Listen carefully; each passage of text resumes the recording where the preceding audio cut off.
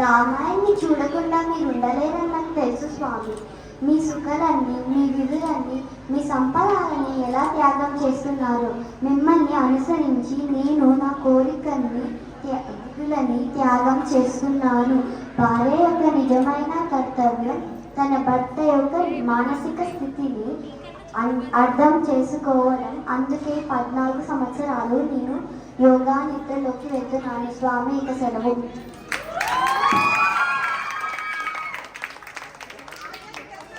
అర్జున్కి కృతజ్ఞతలు. చాలా చాలా బాగా చేసింది. ఒక్కసారి అమ్మాయి కోసం. సో ఊర్మిళ చేసిన త్యాగం చాలా గొప్పది కదా.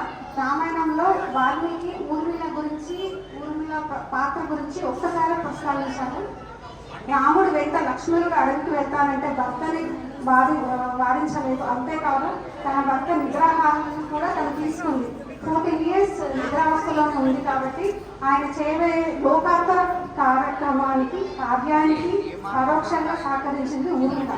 అడవిలో సీతారాముల రక్షణ బాధ్యత లక్ష్మణుడు సమర్థవంతంగా నిర్వహించాడంటే దానికి కారణం ఊర్మిళ.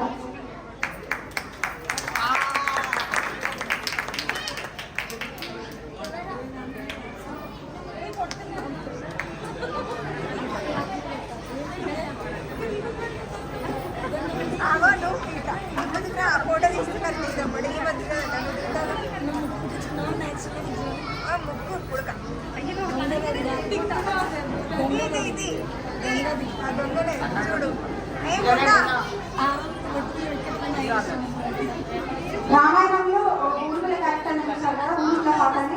ఇప్పుడు సీతమ్మ వారి పాత్రని కూడా ఒకసారి ఆదరించండి. ఆ అమ్మాయి వస్తుంది.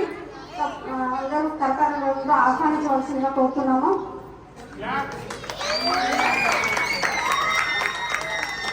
నమస్కారం.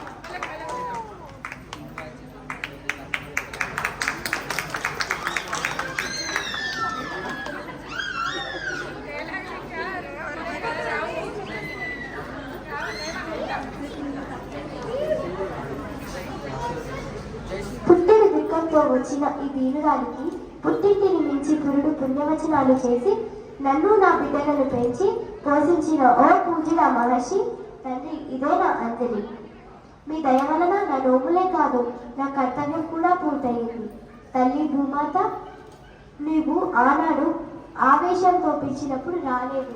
ఇప్పుడు ఆనందంతో వస్తున్నాను. నేను తానుగు చే, మనసు చే, మాట చే నా ప్రభువు శ్రీరామచంద్రుడు తప్ప ఆనమేరకు గాని ఇళ్ళనైతే ఓ మాత భూమాత నన్ను ఆదరించి నీ ఒడిలోకి చేర్చుకో.